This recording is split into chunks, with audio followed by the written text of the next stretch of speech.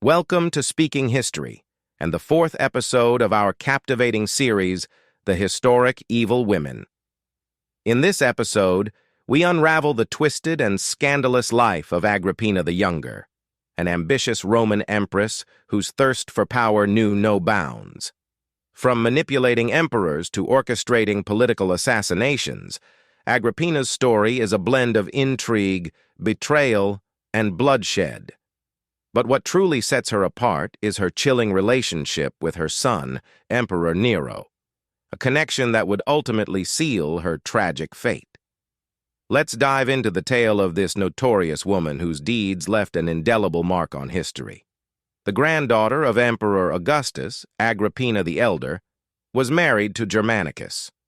Among their offspring, the ones who gained fame were Caligula and Agrippina the Younger, born in 15 CE. This account concerns Agrippina the Younger, whose sexual and political life is so scandalous it defies decency. When Emperor Tiberius eliminated all possible heirs to the throne, Agrippina's parents and two brothers also fell victim to his brutality. However, her brother Caligula and two sisters survived. A few years before his death, Tiberius made a bitter decision to appoint Caligula as co-heir to the throne along with his grandson. At the time, Caligula was just reaching adolescence, and Tiberius took him under his personal care. This was because Agrippina had an incestuous relationship with her brother. Yes, this woman shared a bed with her own brother, and shockingly, her other two sisters, Julia and Drusilla, were also complicit in this depravity. The depraved Caligula himself became captivated by the exceptional beauty and sexual allure of his sisters. However, when Tiberius took Caligula under his supervision, this satanic behavior ceased for a while. But after Tiberius was murdered, and as expected, Caligula removed Tiberius's grandson to claim the throne solely for himself, Agrippina, along with her two sisters, resumed their role as his mistresses. During this time, other women at court also sought the emperor's attention. This rivalry brought secret scandals into the open, revealing that Agrippina, along with her sisters, continued their incestuous relationship with their brother, satisfying their carnal desires.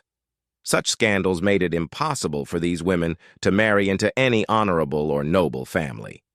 As a result, Agrippina was married off to a habitual criminal named Domitius Ahenobarbus, who was about 25 years older than her. From this union, Nero was born, a man whose wickedness surpassed even his mother's. Despite being married and a mother, Agrippina, hungry for both pleasure and power, continued to seek her brother Caligula's favor, using her alluring beauty as her weapon. She managed to gain access to Caligula, but failed to win his heart. Her brother, too, grew tired of her and favored Drusilla instead. But Agrippina had no interest in winning hearts. Her ultimate goal was the imperial throne, for which she was ready to do anything. Meanwhile, Drusilla continued to satisfy Caligula's desires until her death. Following her demise, her nominal husband, Lepidus, caught Agrippina's attention. Caligula had arranged Drusilla's sham marriage to his friend Lepidus, on the condition that Lepidus would not object to sharing his wife with the emperor and would not touch her as a husband. In return, Caligula appointed Lepidus as his confidant. When Agrippina was no longer welcome in her brother's bed, she seduced Lepidus with her youthful charm. She became his mistress and persuaded him to assassinate Caligula. Lepidus agreed, dreaming of becoming emperor and making Agrippina his queen, with Julia also joining the conspiracy. However, the secret was uncovered through the efforts of the Imperial Intelligence Agency. As a result, Lepidus was executed, and Agrippina and Julia were exiled to an island, stripped of their properties. Sometime later, Caligula was killed by military officials, and Claudius became emperor. He pardoned his nieces Agrippina and Julia and returned their confiscated properties. Agrippina, upon receiving the pardon, returned to Rome, fully aware that her ultimate goal could only be achieved through intrigue and bloodshed within the imperial palace. By this time, her elderly husband had passed away, but Agrippina's ambition remained undiminished. She remarried a respectable man to improve her reputation, ensured the proper upbringing of Nero, and strengthened her ties with Pallas, a former steward of her estate, and the imperial treasurer. Pallas, a freed slave, was beyond the lure of wealth, but Agrippina's treasures were not the kind anyone could ignore. As a Roman princess, she seduced Pallas, who became her informant, and she, in turn, became his mistress. This arrangement continued until one day, circumstances drastically changed due to both Pallas's cunning and Agrippina's planning, as well as Empress Messalina's disgraceful actions. Messalina and her supporters were executed, and thanks to Pallas's efforts, Claudius agreed to marry his niece, Agrippina. Roman law forbade such unions, but the construction of a temple in Essex had elevated Claudius to divine status, making him above human laws. Around this time, Agrippina's husband died under mysterious circumstances. Although it seemed like an ordinary incident, every Roman citizen knew he had been poisoned. Agrippina became empress and Claudius's fourth wife, finally fulfilling her long-cherished dream. As queen, the 32-year-old Agrippina employed every underhanded tactic to fulfill her ambitions. The emperor was utterly infatuated with her alluring body. Her youthful beauty was at its peak, and Claudius's helplessness knew no bounds. He dared not refuse any of her requests. In truth, Agrippina no longer made requests, but issued commands. She systematically purged the court and Roman administration of all supporters of Messalina and began planning for the future. Knowing Claudius's days were numbered, she aimed to place her son Nero on the throne and rule through him. To achieve this, her first step was to secure Nero's betrothal to Claudius's daughter Octavia, born to Messalina. She accused Octavia's fiancé of an illicit relationship with his own sister, enraging Claudius, who annulled the engagement. This success allowed Octavia to be promised to Nero. Sometime later, Claudius was convinced to disfavor Britannicus's tutor, accusing him of corrupting Britannicus's manners. Eventually, Nero was adopted into the royal family by decree, yielding to Agrippina's persistent pressure. Agrippina enlisted the philosopher Seneca, who had returned to Rome, to tutor her son.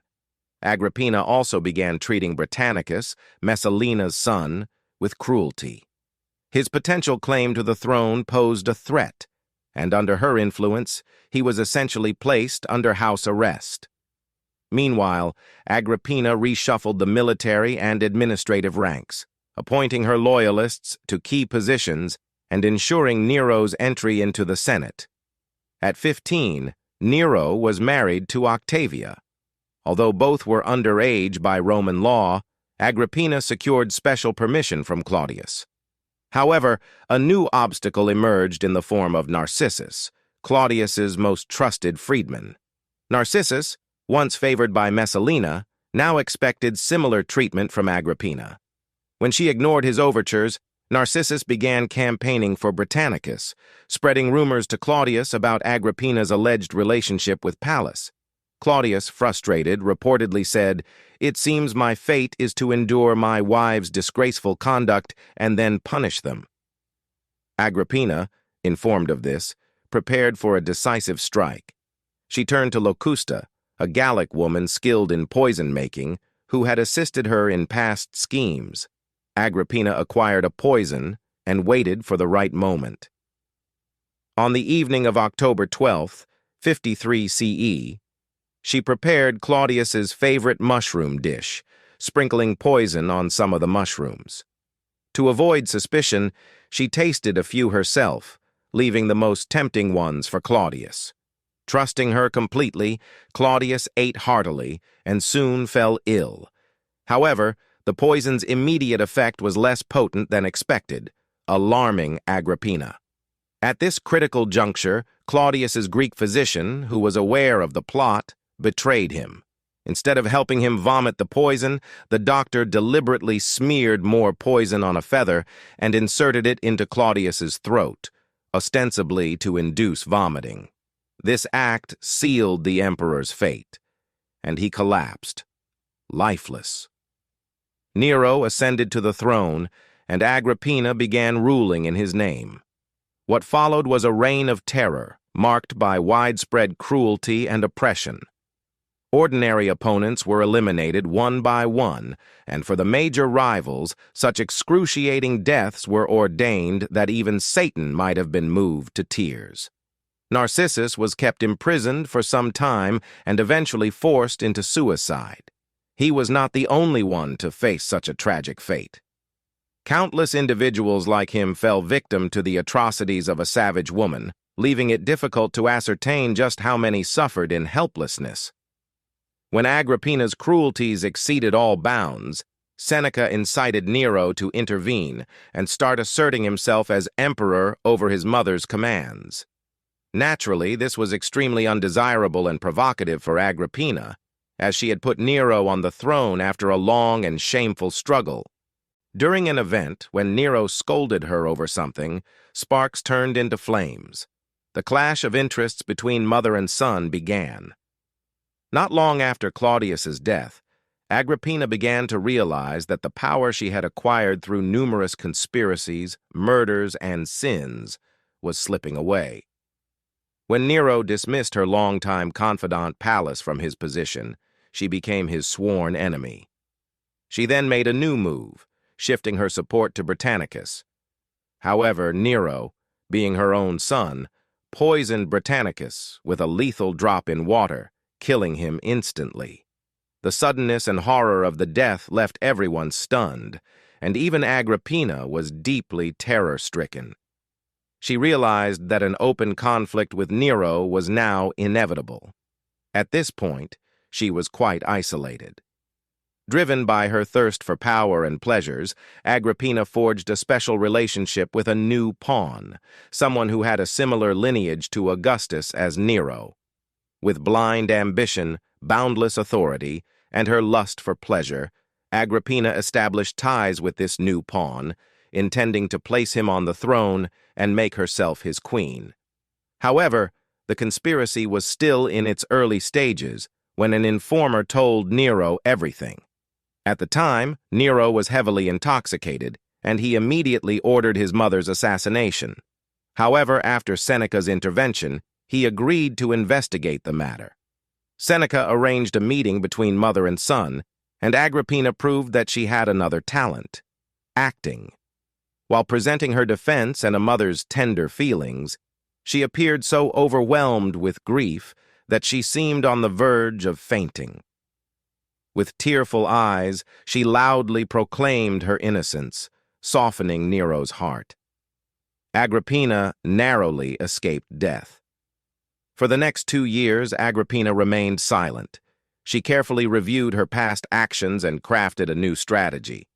By this time, although she was over 40, her beauty had aged like fine wine, becoming even more intoxicating. Her piercing glances still had the power to bring anyone to their knees. Her perfectly chiseled features, devastating feminine allure, and delicate curves mocked the helplessness of time. These testified to the truth that Agrippina still held countless enchanting mysteries within her. She was like an arsenal of charm, with no weapon dulled yet. If Rome was a treasure trove of beauty, Agrippina was still its most prominent gem. Having gained extensive experience through the company of various men in palace intrigues, Agrippina knew how to ruin the lives of anyone who crossed her path. She was fully aware of her skills and talents, and she decided to employ them all for one last game, one with almost no chance of defeat. By this time, Agrippina had effectively been sidelined from the royal court's affairs due to her actions. Despite her opposition, Nero had established a sexual relationship with a Greek girl named Acte. Although Acte wasn't a queen, she lived with the emperor practically as his wife. While Nero was mostly satisfied with Agrippina's acting, he often visited her during family festivals and rituals. On one such occasion, Agrippina seized her chance. She pampered Nero with delicious meals and intoxicating wine, seducing him further with her extraordinary sensual allure. Without uttering a single word, she deployed her ultimate weapons. Her every move tempted Nero to sacrifice the sacred bond between mother and son on the altar of his carnal desires. Intoxicated, Nero could resist no longer and succumbed. Agrippina's fiery lips bore a victorious smile, marking the moment she fell from the exalted position of Nero's mother to the disgraceful role of his mistress. Yet she was content because once again she could dominate Nero and take control of the empire's affairs. When Seneca learned about this matter, he was utterly shaken.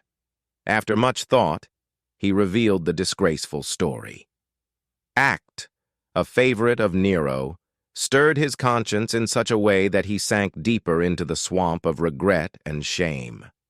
Nero himself was aware of how vile this situation was, but the pleasures he had experienced with Agrippina could not easily be cast aside. Agrippina had engulfed him and the sacred bond of mother and son in a storm of lust. Yet when this storm subsided, it left behind a horrifying scar, which even a debauched person like Nero felt as a wound within. Finally, Nero decided to use one woman against another. His dear friend Otho suggested a solution to Acti, and this was the very solution that, after some hesitation, Nero also agreed to. During the festival of spring, Agrippina was invited onto a ship specially designed with a trapdoor at the bottom that could open into the sea. Once the ship sailed into the open sea, away from the shore, the captain triggered the hidden mechanism, and the trapdoor opened. Agrippina, who had been sitting calmly, fell into the sea along with her maid. The maid screamed and was beaten to death with oars, but Agrippina, realizing it was an attempt on her life, remained silent and swam back to the shore. Nero was informed that Agrippina was no longer alive.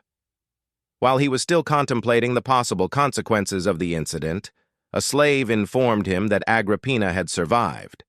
The slave added that the lady believed the incident to be a mere accident. However, Nero could wait no longer. Following his orders, the slave, who had been sent to deliver the message, was called back to provide a full account of Agrippina's survival. Meanwhile, as per a prearranged plan, someone quietly placed a dagger near the slave. Moments later, Nero shouted, "Arrest him! He has come to assassinate me on my mother's orders." The innocent slave was taken into custody, and Nero's loyal men headed toward Agrippina's residence. Upon their arrival, the goddess of beauty, lying on her bed, said, "If you have come on Nero's behalf to inquire about my well-being, I am fine and right here before you. But if you have come with criminal intent, I cannot believe my son has ordered my death." Nero's men remained silent in response. One of them struck Agrippina's head with a club, and she fell to the ground. The men then attacked her beautiful body with daggers, piercing it repeatedly, a body whose allure had dragged countless lives to death. According to one account, Agrippina's last words to her assassins were, "Target my womb, which bore a devil like Nero." Although she herself was no less of a devil, Agrippina was killed in 59 CE, and her body was burned to ashes. Agrippina's life is a chilling reminder of how unbridled ambition can lead to destruction. Her death marked the end of one of Rome's most controversial figures, but her legacy remains a dark chapter in history.